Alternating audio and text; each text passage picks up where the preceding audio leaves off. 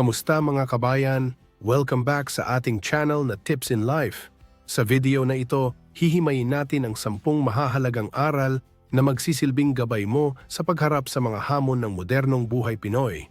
Kung ikaw ay pagod na sa pressure ng social media, nalilito sa iyong career o gusto lang magkaroon ng mas maayos na sistema sa pera at relasyon, para sa iyo ang content na ito. Siguraduhin na panoorin mo ang buong video at tapusin ito hanggang huli. Dahil sa dulo ay tatalakayin natin ang pinakaimportanteng impormasyon at aral na magbubuklod sa lahat ng ating napag-usapan. Huwag mong hahayaang makalampas ang huling bahagi dahil ito ang magsisilbing susi para sa tunay at pangmatagalang pagbabago sa iyong buhay. Handa ka na ba? Tara, simulan na natin. Bago natin simulan, paki-like naman ng video nating ito dahil malaking tulong na po yan sa mga content creator na kagaya namin. Maraming salamat po. Aral number 1, ang buhay ay hindi karera, ito ay isang biyahe. Minsan, kapag nagbabrowse ka sa iyong Facebook o TikTok feed habang nakasakay sa jeep pauwi galing trabaho, hindi mo maiwasang makaramdam ng kaunting lungkot o pressure. Nakikita mo kasi yung mga dati mong kaklase nung high school na nagpo-post ng pictures sa out-of-country vacations nila, yung iba naman ay nagpapakita ng bago nilang sasakyan, habang ikaw ay tila naiiwan na at stuck pa rin sa araw-araw na pagko-commute.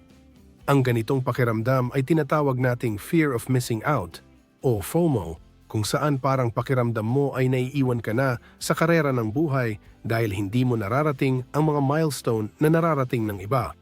Sa modernong mundo natin ngayon, lalong tumitindi ang pressure na ito dahil madali nating makita ang highlight reels ng buhay ng ibang tao. Samantalang ang nakikita lang natin sa sarili natin ay ang ating mga struggle at behind the scenes. Ang unang mahalagang aral na dapat nating tandaan ay ang buhay ay hindi isang sprint kung saan kailangan mong 100 metro sa 10 segundo maunang makarating sa finish line, kundi ito ay isang mahabang biyahe kung saan bawat isa sa atin ay may kanya-kanyang ruta at takdang panahon. Isipin mo na lang ang traffic sa EDSA. May mga sasakyang mabilis sa kabilang lane, meron namang mabagal sa lane mo, pero ang importante ay pareho kayong makakarating sa inyong destinasyon sa tamang oras. Ang pagkukumpara ng sarili mo sa iba ay isa sa pinakamabilis na paraan para mawala ang iyong saya at focus sa sarili mong biyahe. Ang kailangan mong gawin ay tukuyin kung ano ba talaga ang ibig sabihin ng success para sa iyo, at hindi yung idinidikta ng nakikita mo sa social media o kung ano ang uso sa kapitbahay. Siguro para sa iyo, ang success ay ang mapag-aral mo ang iyong mga anak, ang makabili ng sariling bahay balang araw, o ang simpleng magkaroon ng payapang buhay at sapat na oras para sa pamilya. Hindi kailangang maging magarbo ang iyong mga pangarap para maging valid ang mga ito. Sapat na kung ito ay nagbibigay sa iyo ng direksyon at inspiration. Kaya naman, kapag nararamdaman mo na ang pressure, balikan mo ang iyong personal na definition ng success at huwag hayaang maligaw ka ng landas dahil lang sa bilis ng takbo ng iba. Alam nyo ba, bawat hakbang mo gaano man kaliit ay matuturing na progreso at mahalagang bahagi ng iyong biyahe. Sa kulturang Pinoy, madalas nating ipinagdiriwang ang malalaking bagay tulad ng graduation, kasal o promotion sa trabaho, pero madalas nating nakakalimutan ang maliliit na tagumpay na nangyayari araw-araw. Ang pagkakabayad mo ng iyong kuryente on time, ang pagtatapos ng iyong mga tasks sa trabaho, o ang simpleng pagkakaroon ng lakas ng loob na bumangon sa umaga ay mga small wins na dapat mong ipagdiwang at ipagmalaki. Kapag natutunan mong pahalagahan ang maliliit na hakbang na ito, mas nagiging masaya at magaan ang iyong biyahe dahil nararamdaman mong may nagagawa kang tama at may nararating ka. Tandaan mo na ang isang mahabang biyahe ay binubuo ng maliliit na kilometro, kaya bawat isa sa mga ito ay may halaga at kontribusyon sa pag-abot mo sa iyong final destination. Kaya sige lang, tuloy lang sa paghakbang, gaano man ito kaliit, dahil ang bawat hakbang ay naglalapit sa iyo sa iyong pangarap. Dapat din nating matutunang tanggapin na may sariling tayong time zone at pace sa buhay. Sa ating bansa, minsan ay may pressure na dapat sa ganitong edad ay ganito na ang narating mo. Dapat 25 years old ka na, may sariling sasakyan ka na. Dapat 30 years old ka na, may asawa at anak ka na. Pero ang totoo, walang fixed schedule ang buhay at ang pagkakaiba natin ay bahagi ng ating pagiging unique. Ang pag-unlad ng bawat isa ay depende sa ating mga personal na sirkumstansya, resources at mga priorities sa buhay. Kaya imbes na ma-pressure ka dahil nauuna ang iba, gamitin mo ang oras na ito para mag-focus sa sarili mong paglago, mag-ipon ng kaalaman at maghanda para sa mga pagkakataon na darating sa iyong biyahe. Huwag mong madaliin ang mga bagay dahil lang sa gusto mong makasabay sa iba. Ang tamang panahon para sa iyo ay darating kung patuloy kang magsisikap at magtitiwala sa sarili mong proseso. Para mas maging makabuluhan at hindi nakaka-stress ang iyong biyahe, narito ang isang specific actionable guide. Mag-commit ka sa isang digital detox. Subukan mong limitahan ang iyong oras sa social media, partikular na bago ka matulog. Sa loob ng 1 hour bago ang iyong bedtime, iwanan mo ang iyong cellphone sa kabilang kwarto o ilagay ito sa Do Not Disturb mode. Gamitin mo ang oras na ito para magmuni-muni, magbasa ng libro o makipag-usap sa iyong pamilya nang walang distractions. Ang simpleng practice na ito ay makakatulong para hindi mo makita ang mga highlight reels ng iba bago ka matulog, kaya mas magiging payapa ang iyong isip at mas madali kang makakatulog. Sa umaga naman, subukan mong huwag tignan ang iyong cellphone agad pagkagising. Sa halip, magsimula ka ng iyong araw sa pamamagitan ng pasasalamat at pagsiset ng iyong intentions para sa sarili mong biyahe. Ang ganitong praktikal na hakbang ay makakatulong para mas mapokus ka sa iyong sariling landas at hindi ka madala sa agos ng buhay ng iba. Aral number 2. Ang pagkakamali ay mahalagang tuition fee.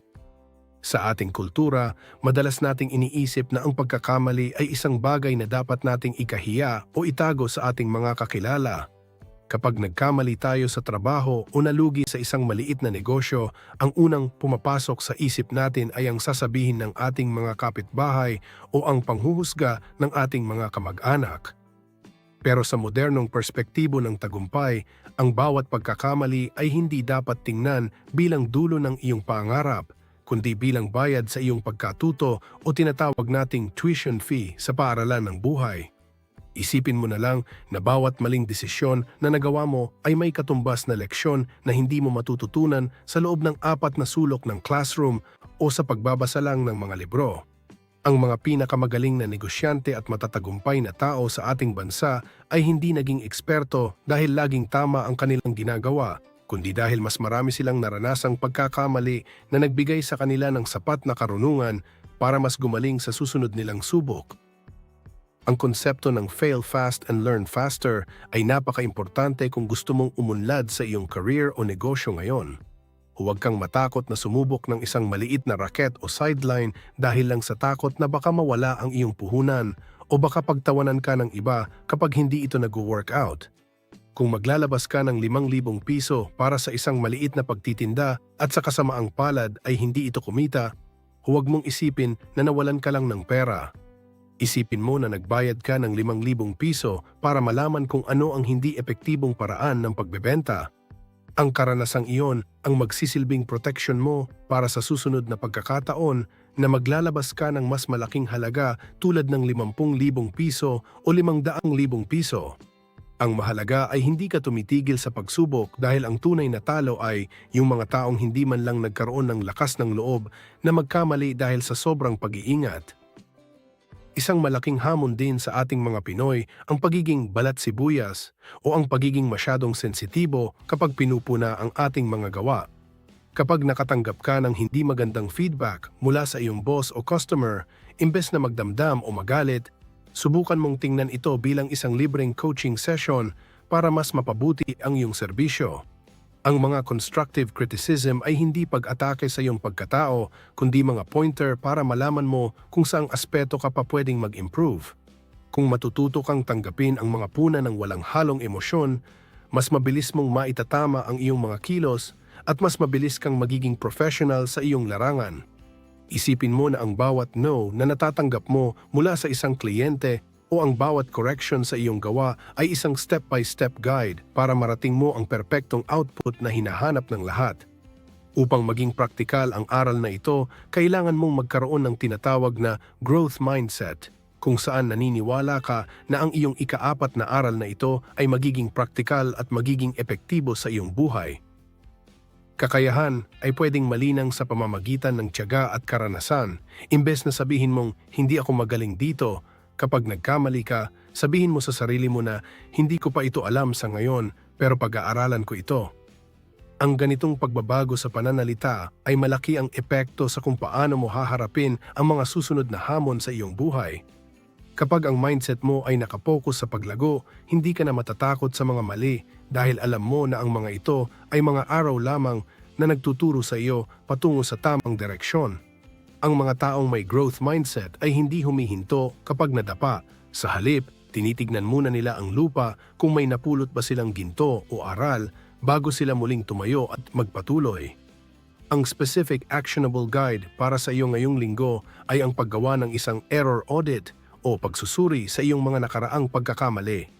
Kumuha ka ng isang notebook at isulat ang 3 biggest mistakes na nagawa mo sa nakalipas na 1 year. Maaaring ito ay tungkol sa pera, trabaho o personal na relasyon.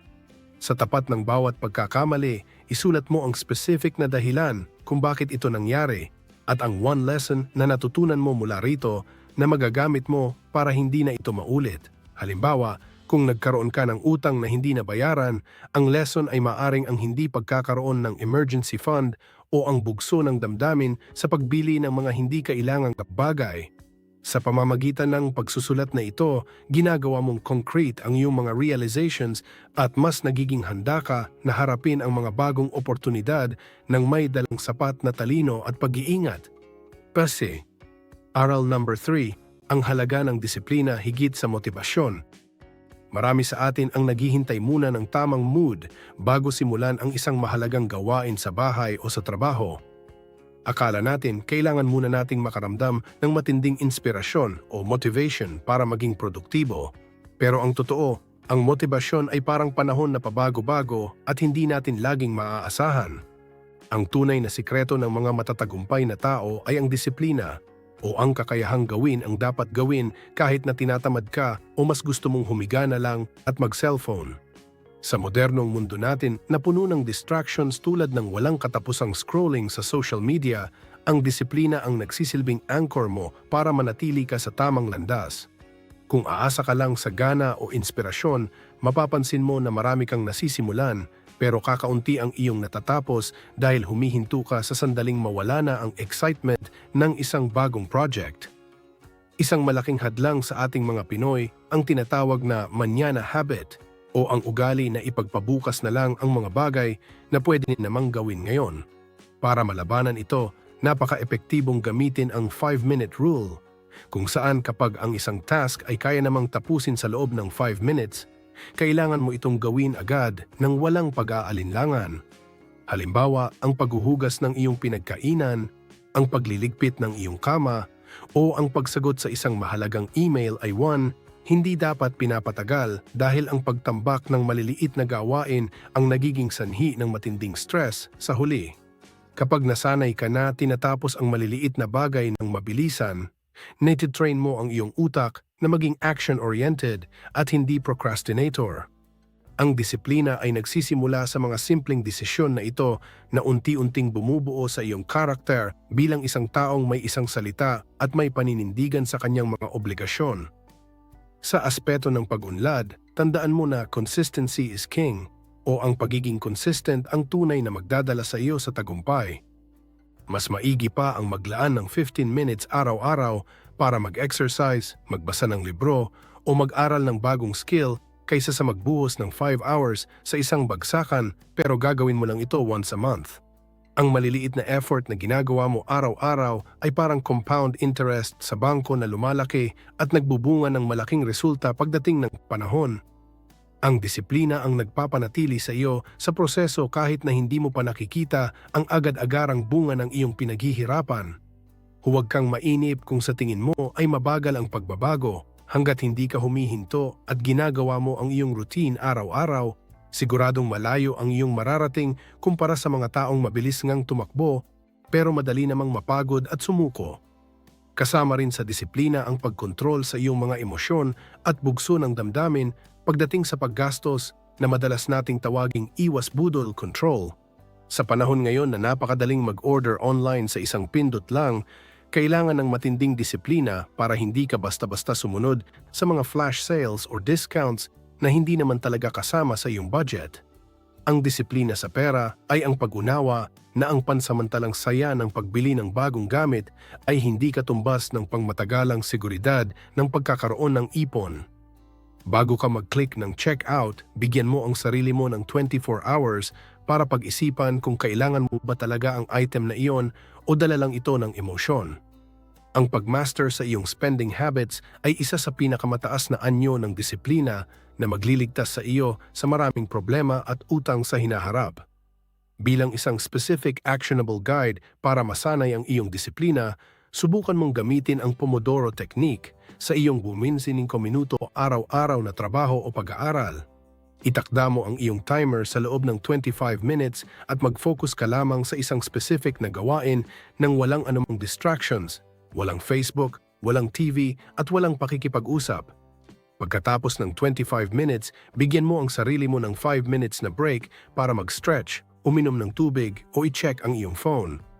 Ulitin mo ang cycle na ito ng 4 times bago kumuha ng mas mahabang break na 20 to 30 minutes. Ang method na ito ay napaka-praktikal dahil tinuturuan nito ang iyong isip na mag-focus sa loob ng maikling panahon habang binibigyan ka rin ng reward na pahinga, kaya hindi ka madaling mabu-burnout at mas marami kang matatapos sa loob ng isang araw. Aral number 4. Piliin ang iyong circle ng may katalinuhan. Sa ating bansang mahilig sa pakikipagkapwa-tao, napakahalaga ng papel na ginagampanan ng mga taong nakapaligid sa atin o ang tinatawag nating circle. May kasabihan tayo na kung sino ang madalas mong ipalagay sa gitna ng isang circle ay siyang magiging center ng circles kasama.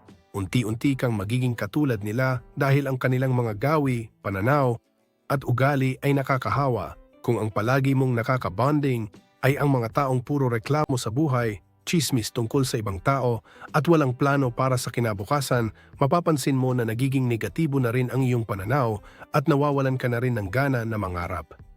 Ang modernong diskarte sa pagpili ng circle ay hindi tungkol sa pagiging mapagmataas o mapili sa kaibigan, kundi tungkol sa pagprotekta sa iyong sariling peace of mind at pag-unlad. Ang kailangan mo ay mga taong magtutulak sa iyo paitaas, yung mga kaibigan na ang pinag-uusapan ay mga business ideas, personal growth at kung paano mas mapapabuti ang buhay niyo. Mahalaga ring matutunan mong kilalanin at iwasan ang mga tinatawag nating energy vampires o yung mga taong parang hinahigop ang lahat ng positibong enerhiya mo tuwing makakausap mo sila. Sila yung mga kakilala na laging may drama, laging biktima ng sitwasyon, at laging may sinasabing masama kapag may maganda kang balita o achievement.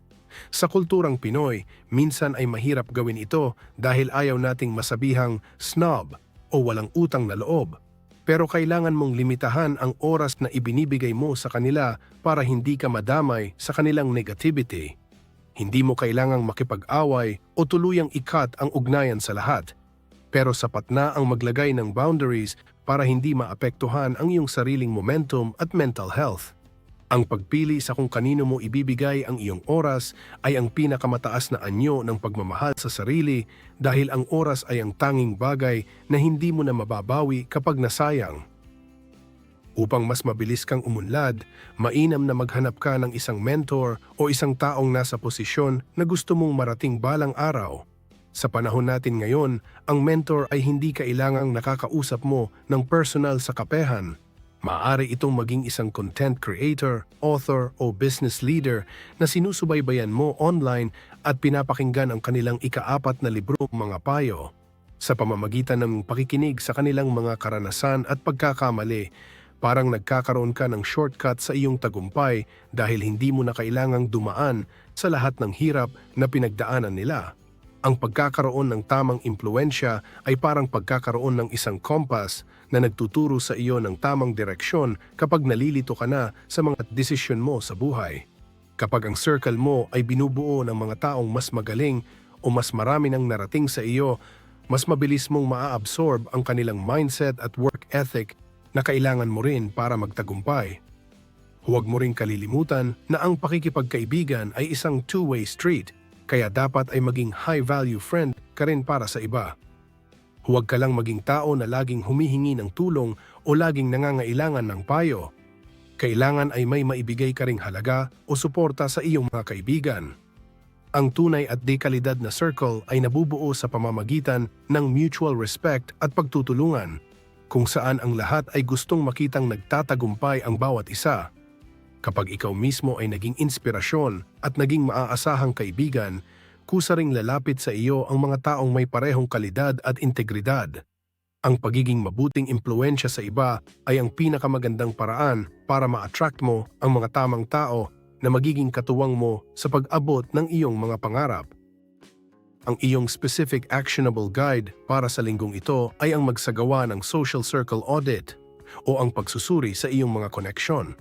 Isulat mo ang pangalan ng 5 people na madalas mong nakakausap o nakakasama sa loob ng isang linggo at itanong sa sarili mo kung ang bawat isa ba sa kanila ay nagbibigay sa iyo ng inspirasyon o nagdadala sa iyo ng stress.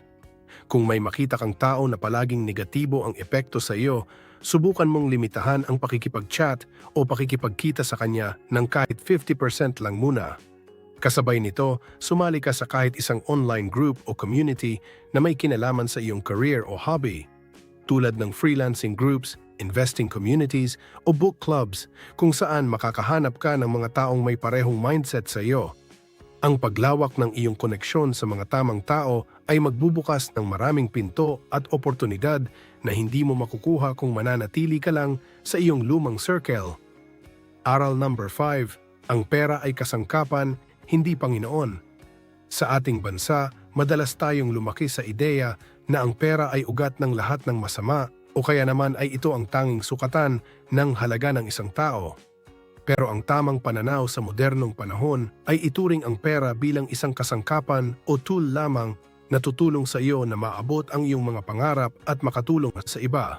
Ang pera ay parang martilyo. Maaari mo itong gamitin para magtayo ng bahay o maaari mo ring gamitin para manira ng bagay, depende sa kung sino ang humahawak nito. Kapag ginawa mong Panginoon ang pera, magiging alipin ka ng iyong mga bayarin at laging kang makakaramdam ng kakulangan kahit gaano pa kalaki ang iyong kinikita. Ang tunay na financial freedom ay nagsisimula sa pagbabago ng mindset na ikaw ang dapat may kontrol sa iyong pananalapi at hindi ang iyong pananalapi ang may kontrol sa iyong kaligayahan at mga desisyon sa buhay. Ang pinakaunang hakbang para magkaroon ng kapayapaan sa pera ay ang pagbuo ng emergency fund bago ka pumasok sa anumang uri ng investment o malaking gastos. Sa realidad nating mga Pinoy, laganap ang kultura ng isang kahig, isang tuka, o kaya naman ay ang pag-asa sa utang kapag may nagkasakit o may biglaang gastusin sa pamilya. Para maputol ang cycle na ito, kailangan mong magtabi ng halaga na katumbas ng 3 to 6 months ng iyong monthly expenses na nakalaan lamang para sa mga hindi inaasahang pangyayari. Ang emergency fund na ito ang magsisilbing shock absorber mo sa buhay para hindi ka agad matumba o mabaon sa utang kapag dumating ang mga pagsubok. Mas masarap matulog sa gabi kapag alam mong may nakahanda kang pondo para sa anumang krisis na maaaring dumating. Kaya bago ka bumili ng mga bagay na gusto mo lang, unahin mo munang protektahan ang iyong kinabukasan sa pamamagitan ng pondong ito. Mahalaga ring magkaroon ng matalas na pagsusuri sa pagitan ng needs at wants, lalo na sa panahon ng social media kung saan tila bawat linggo ay may bagong gadget o damit na kailangang mabili. Bago ka maglabas ng pera, laging itanong sa iyong sarili, mabubuhay ba ako ng maayos kung wala ang item na ito sa loob ng 7 days? Kung ang sagot ay oo, malamang na isa lamang itong want na dala ng bugso ng damdamin o dahil gusto mo lang makisabay sa trend. Isang malaking pagkakamali ng marami sa atin ang pilit na pagpapa-impress sa ibang tao sa pamamagitan ng pagbili ng mga bagay na hindi naman natin afford gamit ang perang hindi naman talaga sa atin. Huwag kang mangutang para lang magkaroon ng magarbong handaan sa binyag o kasal dahil ang pansamantalang papuri ng mga tao ay mawawala rin. Pero ang utang mo ay mananatili at magbibigay sa iyo ng sakit ng ulo sa loob ng mahabang panahon. Upang mas mapabilis ang iyong pag-asenso, hindi sapat na matuto ka lang magtipid. Kailangan mo ring humanap ng multiple income streams o iba't ibang paraan ng pagkita. Sa ekonomiya natin ngayon, Napakahirap ng umasa sa isang sahod lang dahil sa patuloy na pagtaas ng presyo ng mga bilihin. Maaari kang sumubok ng mga online side hustles, magbenta ng mga homemade goods o gamitin ang iyong mga skills para mag-freelance pagkatapos ng iyong regular na trabaho. Ang pagkakaroon ng 2 o 3 source ng income ay nagbibigay sa iyo ng higit na seguridad at mas mabilis na paraan para maabot ang iyong mga financial goals. Isipin mo na ang bawat source ng income ay parang isang gripo. Kapag ang isa ay natuyo, mayroon ka pang ibang gripo na magbibigay sa iyo ng pondo para sa iyong pang-araw-araw na pangangailangan. Bilang isang specific actionable guide para sa iyong finances, subukan mong i-apply ang Pay Yourself First strategy tuwing darating ang iyong sahod o kita. Sa madaling salita, bago mo bayaran ang iyong kuryente, tubig o upa, magtabi ka na agad ng 10 to 20% ng iyong sahod para sa iyong savings or emergency fund. Isipin mo na ang savings mo ay isang bill na kailangan mong bayaran sa iyong sarili sa hinaharap. Kung hihintayin mo muna na matapos ang lahat ng iyong gastos bago ka mag-ipon, madalas ay wala nang natitira sa dulo ng buwan. Sa pamamagitan ng pag-automate o pagkusa na itabi ang pera sa simula pa lang, mapipilitan kang pagkasyahin ang natitirang pera sa iyong mga gastusin at unti-unti mong mapapansin na lumalaki na ang iyong ipon nang hindi mo gaanong namamalayan. Aral number 6. Ang kalusugan ay ang tunay na kayamanan. Sa gitna ng ating pagod at pagpupursige na kumita ng pera para sa ating pamilya, madalas nating nakakalimutan na ang ating katawan ang ating pinakapuhunan sa lahat ng bagay. Maraming Pilipino ang may mindset na okay lang mapuyat at mapagod basta kumikita. Pero ang hindi natin napapansin ay dahan-dahan nating nauubos ang ating lakas na hindi naman nabibili ng salapi. Ang modernong diskarte sa tagumpay ay hindi lang tungkol sa laki ng laman ng bank account mo, kundi tungkol din sa kakayahan mong i-enjoy ang perang pinaghirapan mo nang walang iniindyong sakit. Isipin mo na lang na ang pag-aalaga sa sarili ay hindi isang luxury o luho, kundi isang preventive maintenance para hindi ka maging pabigat sa iyong mga mahal sa buhay pagdating ng panahon. Ang pag-iwas sa sakit sa pamamagitan ng tamang pagkain at pahinga ay di hamak na mas mura kaysa sa magbayad ng hospital bill at bumili ng mamahaling gamot kapag bumigay na ang iyong katawan. Isang mahalagang aspeto ng kalusugan na madalas nating binabalewala ay ang ating mental health o ang kapayapaan ng ating isip. Sa bilis ng takbo ng mundo ngayon at sa dami ng demands sa trabaho at pamilya, madaling ma-burnout at mawalan ng gana sa buhay. Kailangan mong matutunang magsabi ng hindi sa mga dagdag na trabaho o mga social gatherings kung nararamdaman mo na ang sobrang pagod ng iyong isipan. Ang mental wellness ay nagsisimula sa pagtanggap na hindi ka superhero at kailangan mo rin ng oras para mag-relax at mag-recharge ng walang halong guilt o pagsisisi. Kapag maayos ang takbo ng iyong isip, mas nagiging malikhain ka, mas mabilis kang magdesisyon, at mas maganda ang pakikitungo mo sa mga tao sa paligid mo, kaya huwag mong ipagkait sa sarili mo ang katahimikan na kailangan mo.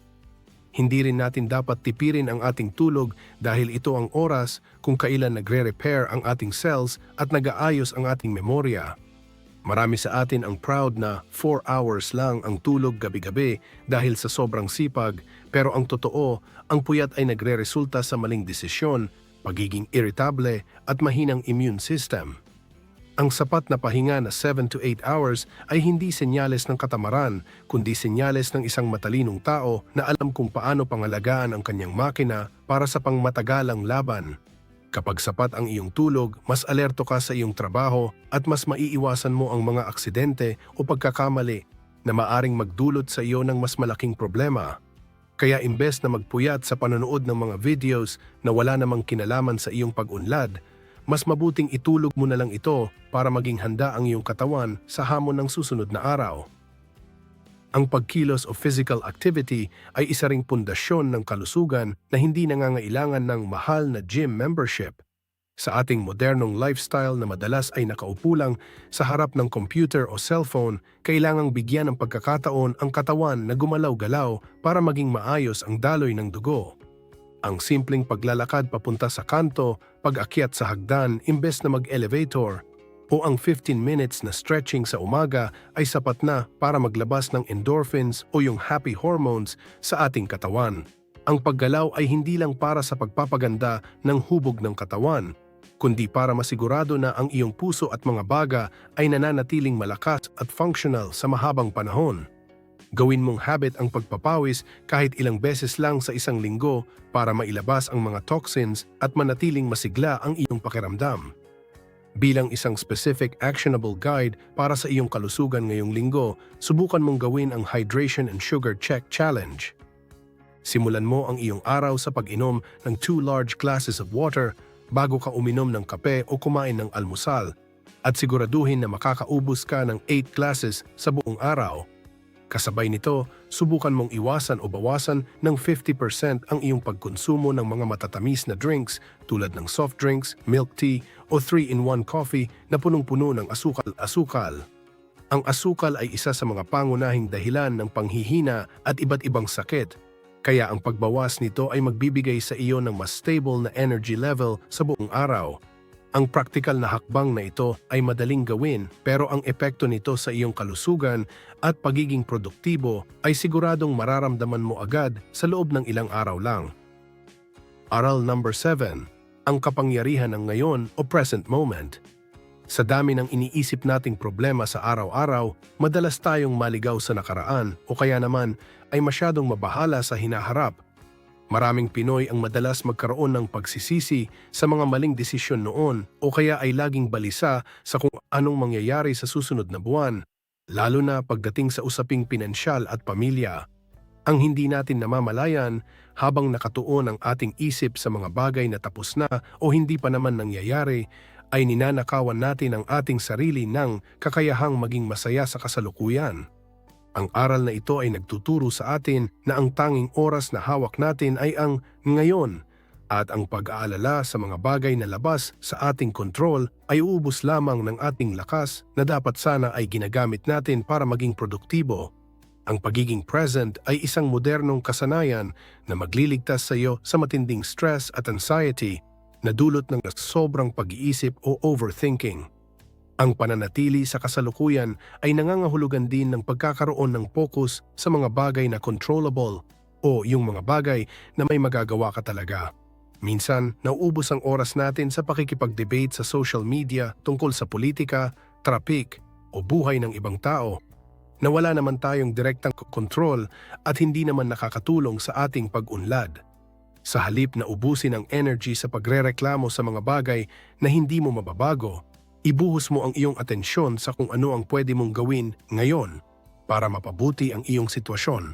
Halimbawa, imbes na mainis sa haba ng pila sa terminal, gamitin mo ang oras na iyon para makinig sa isang informative podcast o magplano para sa iyong mga gagawin bukas.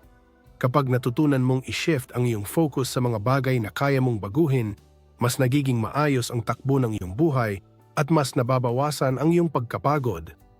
Isang malaking hamon sa ating mga Pilipino ang pagiging mindful, lalo na kapag kasama ang pamilya o mga mahal sa buhay. Mapapansin mo sa mga restaurant o sa loob ng bahay, kahit magkakasama ang lahat sa hapagkainan, ang bawat isa ay nakatitig sa kani-kanilang mga cellphone at tila nasa ibang mundo. Ang tunay na koneksyon ay nangyayari lamang kapag ibinibigay natin ang ating buong atensyon sa taong kausap natin nang walang anumang distractions.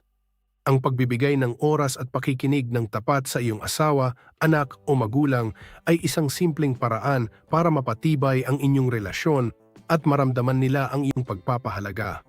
Ang pagiging present sa bawat sandali kasama sila ay isang investment na hindi matutumbasan ng anumang material na bagay, dahil ang mga alaala ay nabubuo lamang kapag ika'y nakikita, ikaw ay talagang naroroon sa isip at sa gawa. Ang pagpapasalamat o gratitude ay isa ring mabisang paraan para manatili ka sa tamang landas at makita ang kagandahan ng buhay sa gitna ng hirap. Madalas nating makita ang mga bagay na wala sa atin, pero nakakalimutan nating bilangin ang mga biyaya na mayroon na tayo sa kasalukuyan. Ang pagkilala sa mga maliliit na pabor na natatanggap mo araw-araw, tulad ng libreng sakay, masarap na ulam, o kahit ang simpleng paggising ng maayos, ay nagbibigay sa iyo ng positibong mindset. Kapag marunong kang magpasalamat sa kung ano ang mayroon ka ngayon, mas nagiging bukas ka sa mga mas malalaking blessing na darating sa hinaharap. Ang pasasalamat ay nagpapakalma sa iyong isipan at nagbibigay sa iyo ng lakas na harapin ang anumang hamon ng may pag-asa at determinasyon. Bilang isang specific actionable guide para sa aral na ito, subukan mong i-practice ang 3-second deep breath rule tuwing makakaramdam ka ng stress o pagkabigla. Kapag nakaramdam ka ng inis sa trabaho o pag-aalala sa iyong mga bayarin, huminto ka sandali, huminga ng malalim sa loob ng 3 seconds, pigilan ito ng 3 seconds at dahan-dahang ilabas sa loob ng another 3 seconds. Habang ginagawa mo ito, sabihin mo sa iyong sarili na narito ako ngayon at gagawin ko ang makakaya ko sa sandaling ito. Ang simpleng breathing exercise na ito ay napatunayang epektibo para ibalik ang iyong focus sa kasalukuyan at pakalmahin ang iyong nervous system. Gawin mo rin habit ang mag-isip ng 3 things na ipinagpapasalamat mo bago ka matulog para tapusin ang iyong araw ng may payapang puso at isipan. Aral number 8. Ang karunungan ay higit sa edukasyon. Sa ating lipunan, madalas nating ituring na ang pagtatapos sa kolehiyo o ang pagkakaroon ng diploma ang dulo ng ating pag-aaral. Akala ng marami, kapag nakuha na ang certificate at nakahanap na ng trabaho, pwedeng-pwedeng na tayong huminto sa pagbabasa o sa pag-alam ng mga bagong bagay. Pero ang tunay na karunungan o wisdom sa modernong mundo ay ang pagkakaroon ng tinatawag na continuous learning mindset. Ang mundo ay mabilis magbago at ang mga natutunan mo sa school 5 or 10 years ago ay maaring hindi na sapat o hindi na applicable sa trabaho mo ngayon. Ang pagiging wise sa buhay ay hindi lang nasusukat sa matataas na grade nung estudyante ka pa, kundi sa kung gaano kakabilis mag-adjust at matuto ng mga bagong skills na kailangan para mabuhay ng maayos sa kasalukuyang panahon. Napakapalad natin ngayon dahil ang impormasyon ay abot kamay na natin sa pamamagitan ng internet. Kaya wala na talagang dahilan para manatiling walang alam. Ang YouTube, Google at iba pang online platforms ay punong-puno ng mga libreng tutorial tungkol sa pag-aayos ng gamit sa bahay, pagluluto, pagmamanage ng pera o kahit ang pag-aaral ng mga technical skills tulad ng graphic design o digital marketing. Imbes na ubusin ang iyong data sa panonood ng mga walang kabuluhang away sa internet o chismis tungkol sa mga artista, gamitin mo ito para mag-self-education. Ang taong may kusa na mag-aral ng mag-isa ay laging mauuna sa mga oportunidad kaysa sa mga taong naghihintay lang na ituro sa kanila ang lahat.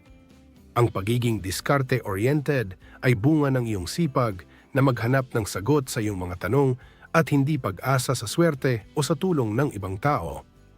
Isang mahalagang bahagi ng pagiging marunong ay ang sining ng pakikinig higit sa pagsasalita, lalo na kapag may kasama kang mga taong mas may karanasan sa iyo. Marami sa atin ang laging gustong magpabida o laging may komento sa bawat usapan para lang magmukhang matalino. Pero ang totoo, mas maraming natututunan ang taong tahimik na nagmamasid at nakikinig. Kapag nakikinig ka, nakukuha mo ang mga ideya at karanasan ng ibang tao ng libre na parang binabasa mo ang kanilang buhay ng mabilisan. Huwag kang matakot na magmukhang walang alam sa simula. Ang tunay na matalino ay yung taong hindi mahihiyang magtanong kapag hindi niya naiintindihan ang isang bagay. Ang pagpapakumbaba na aminin na marami ka pang dapat matutunan ang magbubukas ng pinto para sa mga bagong kaalaman na magagamit mo sa iyong araw-araw na pamumuhay. Dapat din nating matutunan ang ugali na magbasa ng fine print o yung mga maliliit na detalye bago tayo pumasok sa anumang desisyon. Sa ating bansa, madalas tayong madali sa mga get-rich-quick schemes o mga investment na mukhang masyadong maganda para maging totoo dahil hindi tayo nagbabasa ng mga kontrata o terms and conditions.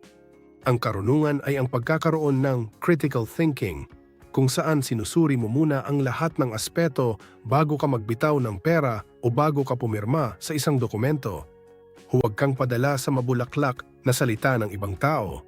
Laging i-verify ang impormasyon at gumawa ng sariling research para hindi ka maloko o mapunta sa alanganin.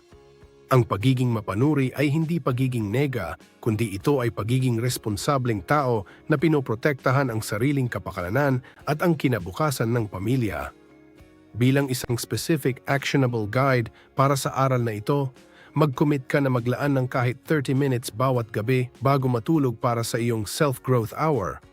Sa loob ng 30 minutes na ito, manood ka ng isang tutorial video tungkol sa isang skill na gusto mong matutunan, makinig sa isang informative podcast, o magbasa ng isang chapter ng libro tungkol sa personal development o finances. Isulat mo sa isang maliit na notebook ang one key takeaway o isang mahalagang lesson na natutunan mo sa session na iyon at kung paano mo ito mai-apply sa iyong buhay bukas. Kung gagawin mo ito gabi-gabi, sa loob ng 1 year ay nakapag-aral ka na ng halos 180 hours. Na sapat na para maging mas marunong at mas competitive ka sa iyong larangan. Ang maliliit na oras na ito na itinalaga mo para sa iyong isipan ay magbubunga ng malaking pagbabago sa iyong kumpiyansa sa sarili at sa mga oportunidad na lalapit sa iyo. Aral number 9. Ang pagpapakumbaba ay lakas, hindi kahinaan. Sa ating lipunan, madalas nating mapagkamalan na ang pagiging maingay, mayabang o laging tama ay tanda ng kapangyarihan o mataas na posisyon. Pero sa totoong buhay, ang pinakamalakas na tao ay yung may kakayahang magpakumbaba at aminin ang kanyang mga limitasyon nang walang takot na husgahan ng iba. Ang pagpapakumbaba ay hindi nangangahulugan na iniisip mong mas mababa ka kaysa sa iba, kundi ang pag-isip ng kaunti sa iyong sarili para bigyang daan ang pag-unawa sa iyong kapwa.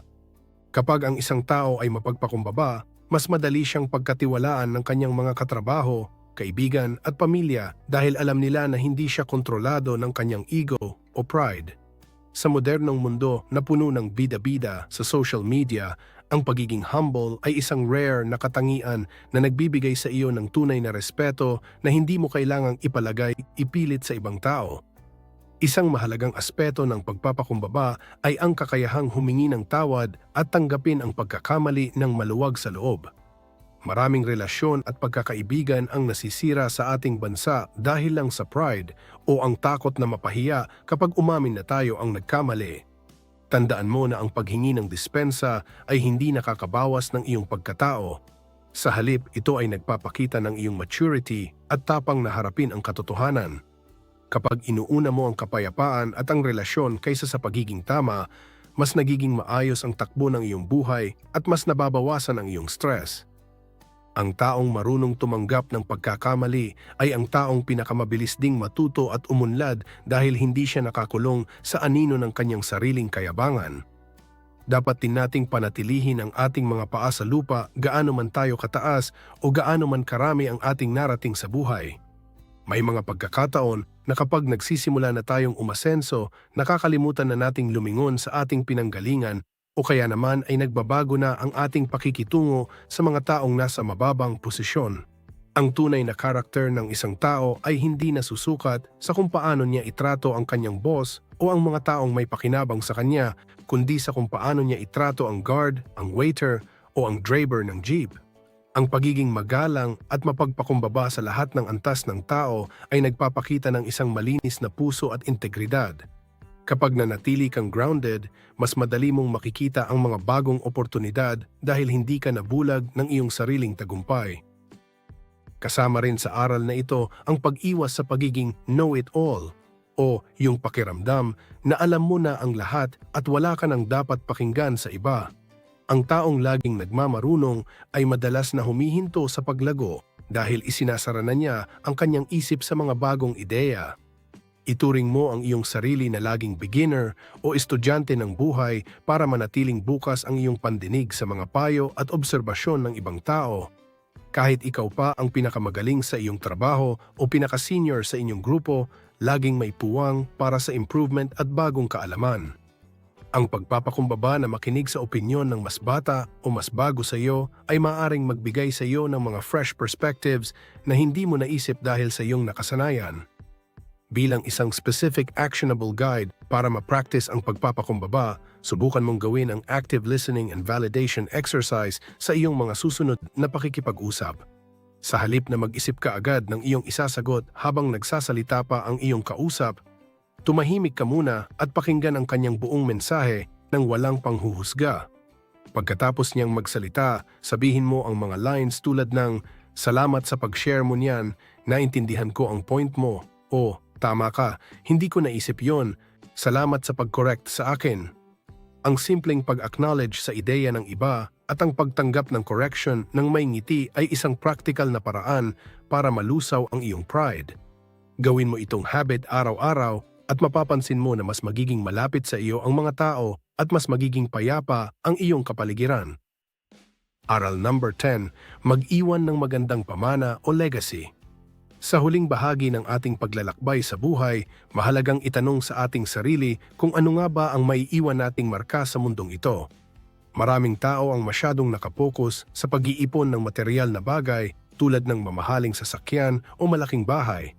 Pero ang tunay na legacy ay hindi nasusukat sa laki ng iyong ari-arian, kundi sa dami ng buhay na iyong natulungan at nabago. Sa ating kulturang Pinoy, ang pagtulong sa kapwa o pagiging makatao ay isa sa pinakamahalagang aspeto ng ating pagkatao na dapat nating pagyamanin. Ang pag-iiwan ng magandang pamana ay tungkol sa paggawa ng mabuti kahit walang nakakakita, at ang pagtiyak na ang mundo ay mas naging mabuting lugar dahil dumaan ka rito. Hindi mo kailangang maging isang sikat na tao o milyonaryo para makapag-iwan ng legacy. Ang bawat maliit na kabutihang ginagawa mo sa iyong pamilya at komunidad ay may malaking epekto na magpapatuloy kahit wala ka na. Ang pagbabahagi ng iyong kaalaman o skills ay isa sa pinaka-practical na paraan para makapag-iwan ng magandang pamana sa susunod na henerasyon. Kung ikaw ay magaling sa pagluluto, ikay magiging mahusay na chef sa pag-aayos ng kuryente o sa pagpapatakbo ng negosyo, huwag mong ipagkait ang mga sekretong ito sa iyong mga anak, kapatid o mga katrabaho. Ang pagtuturo sa iba kung paano maging matagumpay ay isang paraan ng pagpaparami ng kabutihan sa mundo na hindi kailanman mawawala. Isipin mo na ang bawat taong natulungan mong umasenso ay magiging bahagi ng iyong kwento at ang kanilang tagumpay ay magsisilbing patunay ng iyong naging kontribusyon. Sa halip na maging madamot sa impormasyon dahil sa takot na malamangan ka, maging bukas ka sa pag-alalay sa iba dahil ang tunay na leader ay hindi naghahanap ng mga followers kundi bumubuo ng kapwa niya leader. Kailangan din nating maging responsableng tagapangalaga ng ating kapaligiran bilang bahagi ng ating pamana sa ating mga magiging apo at sa susunod pang mga Pilipino. Ang simpleng hindi pagtatapon ng basura sa kung saan-saan, ang pag-iwas sa paggamit ng sobrang plastic, at ang pagtatanim ng mga puno o halaman ay mga konkretong hakbang para masiguradong may matitirhan pang maayos na bansa ang mga susunod na henerasyon. Madalas nating makalimutan na tayo ay pansamantalang dumadaan lang sa mundong ito, kaya dapat ay iwanan natin itong malinis at maayos para sa mga susunod sa atin. Ang pagiging disiplinado sa ating kalikasan ay isang anyo ng pagmamahal sa ating mga anak at sa kinabukasan ng ating bayan. Ang legacy ay hindi lang tungkol sa mga tao, kundi tungkol din sa kondisyon ng kapaligiran na ating ipapasa sa kanila. Mahalaga ring maging inspirasyon ka sa pamamagitan ng iyong sariling kwento ng pagsisikap at pagbangon mula sa mga pagsubok. Huwag mong ikahiya ang mga panahong ikaw ay naghirap, nadapa o nagkamali dahil ang iyong mga karanasan ay maaaring magsilbing liwanag at pag-asa para sa ibang tao na kasalukuyang dumadaan sa parehong sitwasyon. Kapag ibinabahagi mo ang iyong mga struggles at kung paano mo ito nalampasan ng may integridad, binibigyan mo ng lakas ng loob ang iba na huwag ding sumuko sa kanilang mga pangarap. Ang iyong buhay ang nagsisilbing buhay na patotoo na posible ang pagbabago at pag-asenso basta't may tamang mindset at tiyaga. Ang pagiging isang ehemplo ng katapatan at sipag ay ang pinakamagandang regalo na maibibigay mo sa iyong pamilya na babaunin nila habang buhay. Bilang isang huling specific actionable guide para sa seryeng ito, simulan mong gawin ang Daily Impact Project. Araw-araw, maghanap ka ng kahit isang small act of kindness na magagawa mo para sa ibang tao nang hindi humihingi ng anumang kapalit. Maaaring ito ay pagbibigay ng tapat na papuri sa isang pagod na katrabaho, pagtulong sa isang matanda sa pagtawid, o pagbabahagi ng iyong pagkain sa isang nangangailangan. Isulat mo rin ang iyong personal mission statement o ang isang pangungusap kung paano mo gustong maalala ng mga tao. Halimbawa, gusto kong maalala bilang isang amang mapagmahal at isang kaibigang laging handang tumulong. Ang pagkakaroon ng malinaw na layunin kung anong uri ng tao ka hanggang sa huli ay magsisilbing gabay mo sa bawat desisyon na gagawin mo araw-araw. Ang legacy ay hindi nabubuo sa isang gabi. Ito ay resulta ng lahat ng maliliit na kabutihan na pinili mong gawin simula ngayon. Bilang pagtatapos, ang paglalakbay natin sa 10 aral na ito ay hindi lamang listahan ng mga paalala, kundi isang blueprint para sa mas makabuluhang buhay.